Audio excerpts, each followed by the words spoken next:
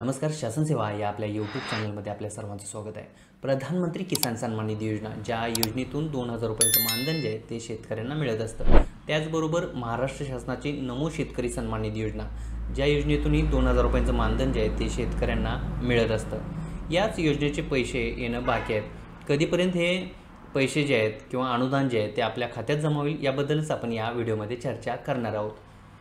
तर मंडळी, प्रधानमंत्री किसान सन्मान निधी योजना, ज्या योजनेची KYC करण्याची शेवटची तारीख होती 15 जानेवारी, ती आता वाढवून 31 जानेवारीपर्यंत करण्यात आली आहे. त्यामुळं 31 जानेवारीला प्रधानमंत्री किसान सन्मान निधी योजनेचा जो हप्ता होता तो हप्ता जमा होण्याची शक्यता आता मावळली आहे. त्यातच येणाऱ्या निवडणुका जर लक्षात घेतल्या, प्रधानमंत्री किसान सन्मान निधी योजना असेल, त्याचबरोबर नमो शेतकरी सन्मान निधी योजना असेल, ह्या दोन्ही योजनेचे पैसे एकत्रित जमा करण्याचा शासनाचा प्रयत्न राहील.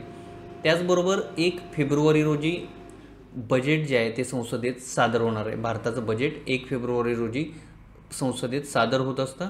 प्रधानमंत्री किसान सन्मान निधी योजना या योजनेत वाढ करण्यात येऊ शकते. त्यामुळं वाढीव हप्त्यासह हे हप्ते जे आहेत आपल्याला फेब्रुवारीच्या दुसऱ्या आठवड्यामध्ये म्हणजे 8 तारखेच्या आसपास आपल्याला हे शेतकऱ्यांच्या खात्यावर जमा झालेले दिसतील.